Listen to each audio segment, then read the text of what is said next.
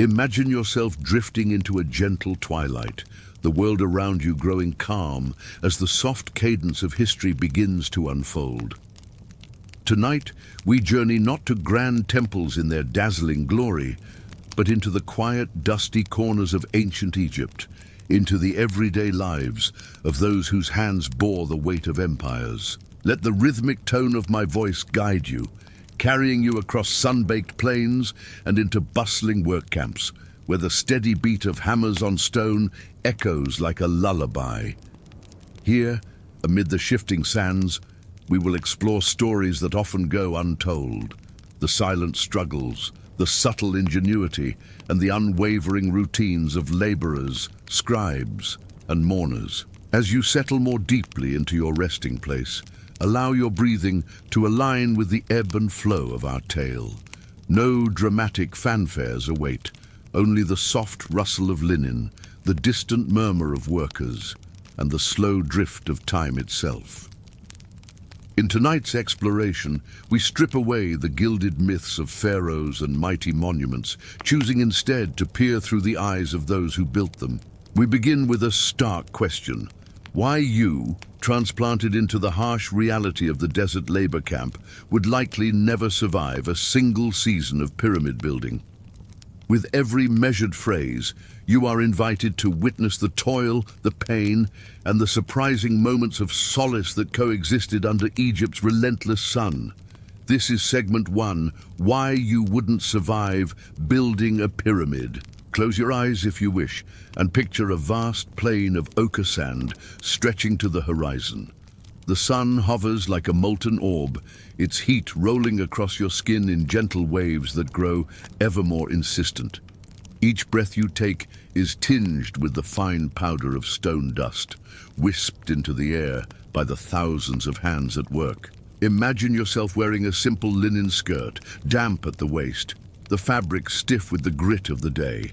You begin before dawn, when the stars still linger and the desert's chill clings to your bones.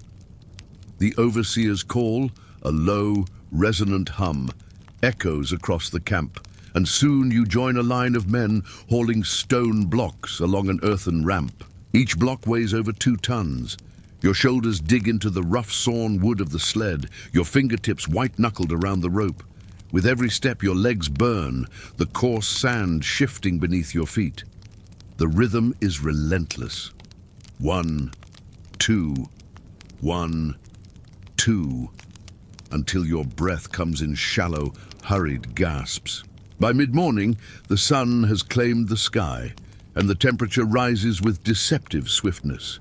The reward for this labor is a ration of barley bread, a tin cup of thin beer brewed with the same water used for cooking. It tastes faintly sour, the foam tickling your lips, and its mild alcohol eases the ache in your throat. Around you, others dip their leather flasks into a communal jar, drawing the murky liquid that serves as both nourishment and brief reprieve. Imagine the comforting weight of the cup in your palm, the cool metal a fleeting relief against your heated skin. After the brief halt, you return to the ramp. Sweat soaks your hair, trickling down your neck in steady rivulets. Your muscles strain as the sled grinds over the rough ramp, its surface studded with limestone chips. With every inch of progress, your back stiffens, and a dull throb pulses beneath the skin. Yet there is no pause until the sun reaches its zenith. The overseers watch with hawk-like attentiveness. Even a slight slowdown earns a sharp rebuke or the crack of a whip across leather sandals. As the afternoon wears on, your world narrows to the feel of rope on skin and the sound of distant stone chisels. Occasionally, a fresher-faced recruit staggers past, collapsing against a pile of stones, his chest heaving. You too feel the pull of exhaustion, the seductive call of rest that promises nothing but stillness. But the work never truly ends until the sun dips below the horizon, casting long shadows that stretch and flicker like ghosts across the camp. Only then is the sled finally unloaded, and you stumble toward the communal quarters, Rows of low mud brick huts spanned by crudely woven mats. Inside, the air is cooler, though still heavy with the mingled sense of sweat and stale straw. You lie on a simple pallet, your body too weary to find comfort. Yet in that half-light, you sense camaraderie. Hushed conversations in the dim glow of oil lamps, the quiet clash of pottery as a neighbor shares his evening ration. It is here, amid the shared murmurs and the lull of distant wind through the stone blocks, that the unexpected solace of this harsh life reveals itself. Before sleep finally claims you, consider the stark truth of the tens of thousands who labored season after season. Many never awoke to see another dawn. Dehydration, disease, and the relentless strain left bodies broken. Your modern comforts, clean water, medical care, predictable meals, were unheard of here. And so, as your eyes grow heavy and you drift toward rest, remember the hands that carved history from stone, and the price they paid under Egypt's indifferent sun. As the dust of the work camp settles in your mind's eye, let us drift from the measured rhythm of hauling stone to a subtler tension unfolding behind palace walls. Imagine that same desert heat softened by fountain mists and courtyards shaded by date palms. Here, rather than the clatter of hammers, you hear hushed whispers in dim corridors, the shuffle of sandals on polished limestone, and the faint, sweet fragrance of lotus blossoms drifting through open windows. Segment 2. The Conspiracy Against Ramses III. A harem, a murder plot, and a mysterious courtroom in the sand picture. Yourself stepping through a carved sandstone portal into the private quarters of the pharaoh's harem. The air is cool and perfumed with oil, sim-sim, pomegranate, and a hint of cinnamon. Servants move with quiet purpose, carrying alabaster jars and folded linens. The walls are vibrant with painted scenes of dancing lotus and offering bearers, their colors still vivid after centuries beneath the sun. At the center of this whispered world sits Queen Tiye, draped in fine linen and adorned with golden amulets. Her gaze is calm, but an undercurrent of anxiety flickers in her dark eyes. You learn that her son, the crown prince, is not the pharaoh's firstborn. Jealousy has taken root among rival wives and ambitious guards. Soft-footed conspirators, women of the harem and high-ranking officials, exchange secret signals across mosaic floors. They speak of poisoned wine, forged letters, and loyal guards persuaded by promises of favor once Ramses is gone. As dusk settles, you find yourself in a secluded chamber, suffused with lamplight. The conspirators gather in low voices. Each word is soaked in tension. The midday feast, the cup of perfume wine, the sealed doors of the royal audience. You can almost taste the rosewater in the air, the clink of goblets, and the sudden hush that falls when Ramses enters the hall, every footstep heavy with regal authority. On the day of the plot, the palace buzzes with routine preparations. Linen tent canopies are erected for an open-air banquet. Musicians warm their harps and flutes. Servants lay platters of roasted duck glazed with date syrup. You stand at the periphery, observing as the pharaoh reclines on a gilded chair, his broad collar of lapis and carnelian catching the light. The conspirators move through the crowd like shadows, carrying trays, pouring wine. Their faces are composed, betraying nothing. Then a sudden gasp, a servant collapses. Ramses rises, alarm creasing his brow. Chaos ripples through the guests. Women clutch their robes, guards grab at sheathed daggers. But before fear can spread, loyal soldiers spring forward, their sandals echoing across the courtyard stones. The palace doors clang shut, sealing the conspirators inside. Imagine the cold clang of metal echoing, the sharp scent of crushed herb torches, and the frightened murmurs of those trapped within. In the aftermath, you are guided through an open-air courtroom carved out in the courtyard's sweep of sand. Rough-hewn benches line the periphery. The accused, wives, guards, even a high priest, kneel before Ramses, their hands bound with braided flax. The sun slants low, casting their long shadows toward the pharaoh's throne. As witnesses speak, their voices ripple with tension and regret. You feel the grainy sand beneath your sandals, the low hush of the crowd, and the sudden, oppressive weight of history's verdict bearing down on these lives. Sentences are pronounced with measured formality. Some conspirators are exiled to distant oases, others stripped of titles, their names scratched from temple walls. In the hush that follows, you sense a collective exhale. Justice, in the pharaoh's view, has been served.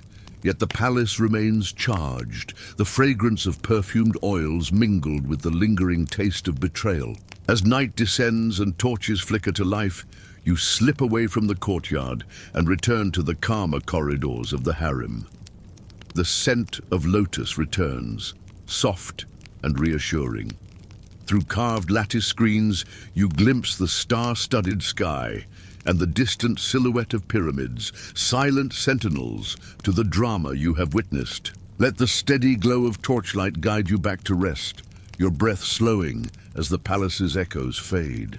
As the final echoes of palace intrigue drift into silence, envision a gentle breeze carrying you from sun-warmed stone to the hushed sanctity of a tomb as inner chamber. The air here is cool and still, perfumed with the faintest trace of lotus incense and the whisper of papyrus scrolls unfurling. Shadows dance softly along painted walls, guiding you onward into mysteries older than any mortal throne. Segment 3. The Book of the Dead. What spells, passwords, and dangers awaited in the afterlife? Imagine yourself reclining on smooth limestone at the mouth of a newly cut tomb. A flickering clay lamp casts a mellow glow on hieroglyphs inscribed in neat, deliberate rows. You reach out to touch the papyrus scroll laid before you, each column alive with the promise of safe passage through realms unseen. In ancient Egypt, death was not an end, but a journey through layered worlds, each fraught with challenges. Consider the negative confession, a litany of declarations you would speak before 42 divine assessors. I have not stolen. I have not uttered lies. I have not caused pain.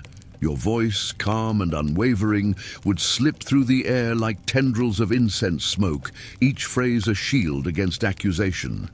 Turning the scroll's delicate fibers, you come upon spells to illuminate dark passages. Spell 125 guides your heart, Anubis's scales awaiting its weight. Picture a single feather, pure and light, floating above a stone pan. Your heart, heavy with earthly deeds, trembles as it descends beside the feather. In this moment, the stillness is profound, only the slow drip of distant water and your steady breath. If your heart balance is true, the path forward remains open. Further on, you encounter protective formulas against serpents, crocodiles, and the nameless things that lurk beyond mortal sight.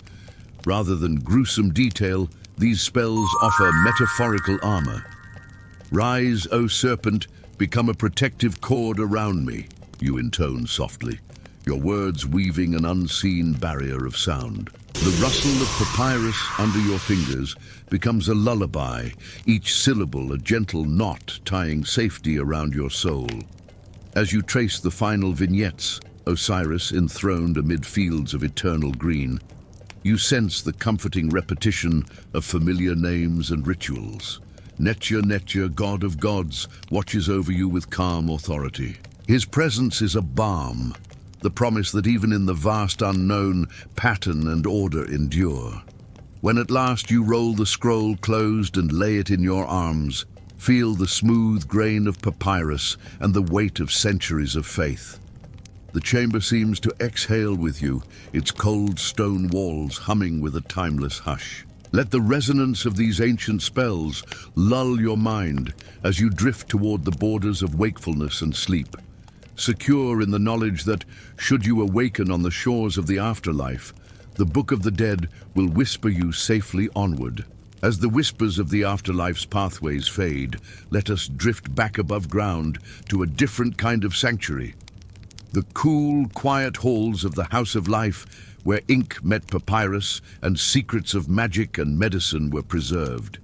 Feel the shift from dusty tomb walls to the polished smoothness of a scribe's table, bathed in a soft shaft of golden sunlight through a latticed window. Imagine stepping into a vaulted chamber lined with shelves of rolled papyri and jars of powdered pigments. The air carries a faint aroma of reeds and preservative resins, an aromatic promise of knowledge waiting to be summoned. In the center stands a low wooden desk, its surface worn smooth by generations of practiced hands. You take your place on a woven mat before the desk. In your left hand, you hold a thin reed brush. In your right, a ceramic palette dotted with strokes of black, red, and yellow ink. A small basin of water sits at the edge, its surface reflecting the warm glow of an oil lamp. Each tool is a partner in your work, and together they transform thought into enduring text. A master scribe named Amenemhat approaches, his linen tunic spotless, his posture straight and assured. He speaks in a calm, deliberate tone. First, prepare your ink. You watch as he carefully mixes soot with water and a drop of gum resin, stirring until the liquid flows like midnight over papyrus. He dips the tip of the reed. It emerges glistening, ready to glide. Under his guidance, you begin your first lines, precise hieroglyphs tracing an administrative record of grain shipments. Each symbol requires measured pressure, a gentle tilt of the reed, and a steady hand to avoid blotches. Pause with me here. Feel the slight resistance of brush on fiber, the comforting weight of knowledge coursing from mind to papyrus. Next, Amenemhat shares the scribe's secret, pigment recipes for amagical inks used in funerary texts. A pinch of malachite powder for green, mixed with natron to bind. A hint of orpiment for golden hue, handled only with linen cloth to avoid its subtle poison. You mix a small batch, inhaling the faint mineral tang, and apply it to a funerary vignette, a winged scarab carrying the sun across the sky. As afternoon light softens, you move to the study of medical papyri. You read descriptions of poultices made from honey and ground willow bark, recipes for easing fevers, and incantations to ward off infection. Each remedy blends empirical observation with ritual. Apply this salve and recite the words of Sekhmet, the text advises in a calm, rhythmic script. Throughout your day, repetition offers comfort. The familiar curl of the lotus hieroglyph, the practiced swirl of ink, the methodical turning of papyrus sheets. When errors occur, a stray blotch or slipped stroke, silence suffuses the room. You scrape the ink gently with a flint blade, smooth the fibers, and begin anew. Each correction is its own lesson in patience and precision.